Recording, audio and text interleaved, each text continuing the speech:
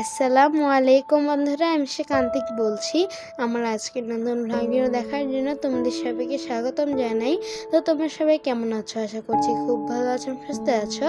আলহামদুলিল্লাহ, আল্লাহর অশেষ রহমতে আমি একটু অসুস্থ আছি।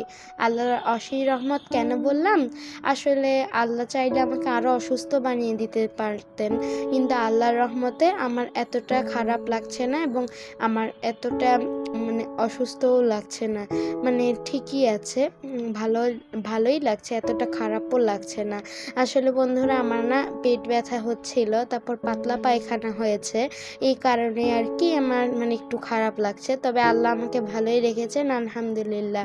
আর বন্ধুরা, তারপর কিন্তু আমার একটু খেতে ইচ্ছা করছিল না, তবে মা কিন্তু আলুর চচ্চড়ি আর ডিমের অমলেট দিয়ে আমাকে খাইয়ে দিয়েছিল, তবে খেতে কিন্তু ভালোই লাগছিল। আর এইদিকে মা কিন্তু মাছ রান্না করবে, আর এখানে মা আলু ভেজে নিচ্ছে, আর ওইদিকে মাছও ভেজে নিয়েছে। আজকে মা রান্না করবে পোয়া মাছ দিয়ে আলু এবং টমেটোর ঝোল। আসলে ইন্ডিয়ায় কিন্তু এটাকে ভোলা মাছ বলা হয়। তো ভোলা মাছ আর পোয়া মাছ কিন্তু একই জিনিসই, কোনোটার মধ্যে পার্থক্য নেই, খালি নামের মধ্যেই পার্থক্য।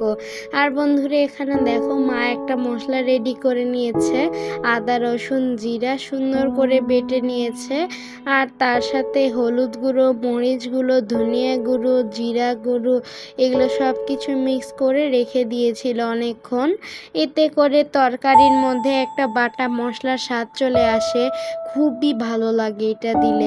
এখানে একটা ম্যাজিক আছে। তো আলুর মধ্যে কিন্তু মা মশলাটা দিয়ে দিয়েছে, আর এখন খুব সুন্দর করে নেড়ে ছেড়ে কষিয়ে নিচ্ছে, আর একটু পানি দিয়েছে যাতে মশলাটা না পুড়ে যায়। আর এখন ভালো করে কষাতে কষাতে অনেক সুন্দর সুঘ্রাণ বের হবে। আর বন্ধুরা, এইদিকে দেখো মা কিন্তু মাছটা সুন্দর করে ভেজে নিয়েছে।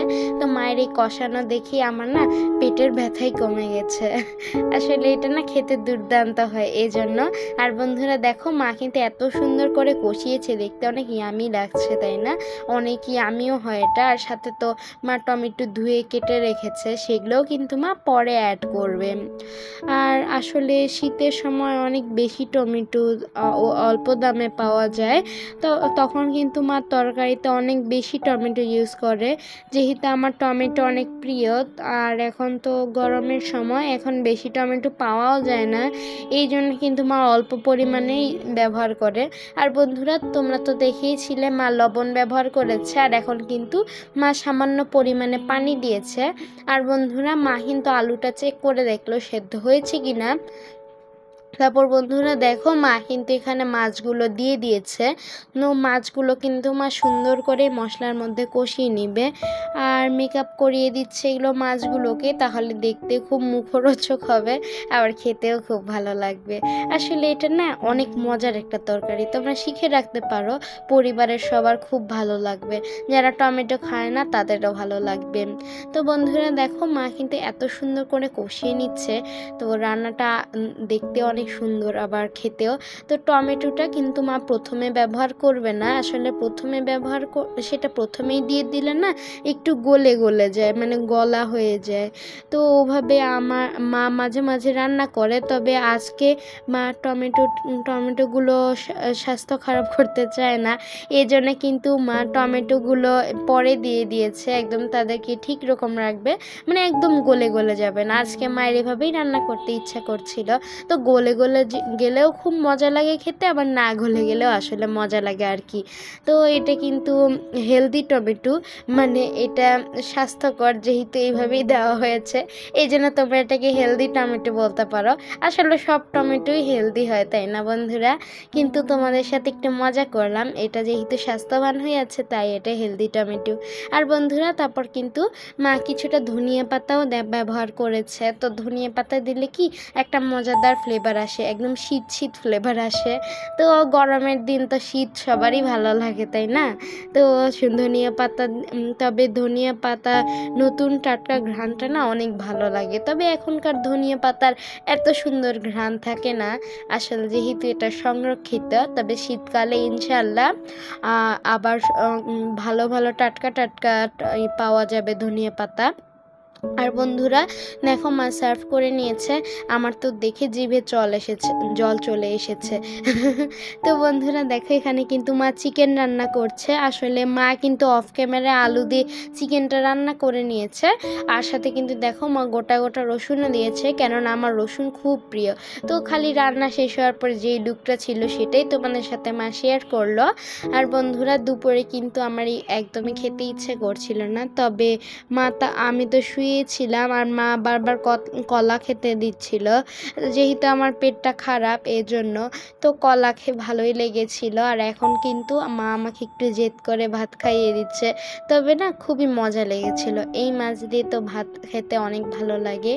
তো পোয়া মাছ বলো বা ভোলা মাছ বলোই, সেটা কিন্তু অনেক ভালো লাগে। তবে আমি চিকেনটা খাইনি, কেননা আমার এতগুলো বেশি খেতে ইচ্ছা করছিল না, চিকেনটা একদমই ইচ্ছে করছিল না খেতে। তো ভাতগুলো খেয়ে আমি কিন্তু ওষুধ খেয়ে নিয়েছি।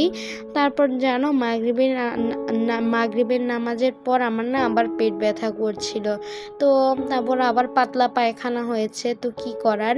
এরপর কিন্তু মা আমাকে স্যালাইন বানিয়ে দিয়েছিল, সেটা খাচ্ছিলাম। আর পরে কিন্তু মা ভিডিও রেডি করে দিয়েছে, আর এখন তোমাদের জন্য ভয়েস দিচ্ছি। আর বন্ধুরা দেখো এটা কিন্তু সন্ধ্যাবেলা একটু একটু এখানে নুডলস মানে ভেজিটেবল ডিম এবং মানে ভেজিটেবল এগ নুডলস এখানে কিন্তু রান্না করা হয়েছে। তো সেটা কিন্তু মা এটা এনজয় করছে, সবাই খেয়েছে, তবে আমি খাইনি। তো মা কিন্তু একটা শসাও নিয়েছিল, তো আমার না কিছুই খেতে ইচ্ছে করছিল না। আসলে সেই মাছটার সাথে তো টমেটো আছে, এই জন্য তাও আলহামদুলিল্লাহ খেতে পেরেছি। তো আল্লাহ আমাকে যেরকম রেখেছেন আমি ভালোই আছি। আসলে অনেক মানুষ আছে যারা কিনা অনেক অসুস্থ, তারা তো আমার থেকে অনেক বড় বিপদে আছে। বিশেষ করে বন্যার্তরা, তাদের যে কত কষ্ট হচ্ছে, আমার পেট ব্যথাচ্ছে তাদের 3 গুণ 4 গুণ কষ্ট হচ্ছে। তারা তো খাবারও পর্যন্ত খেতে পারছে না, তো তাদের তো আমার থেকেও বেশি কষ্ট হচ্ছে। এই জন্য তোমরা আমার জন্য দোয়া করো, আবার তাদের জন্য দোয়া করো। আর আল্লাহ আমাদেরকে যেভাবেই রাখেন, আমাদের উচিত সবসময় আলহামদুলিল্লাহ বলা। তো বন্ধুরা ভিডিওটি ভালো লাগলে অবশ্যই লাইক করে দিও এবং আমার চ্যানেলটি সাবস্ক্রাইব করে দিও। আল্লাহ হাফেজ।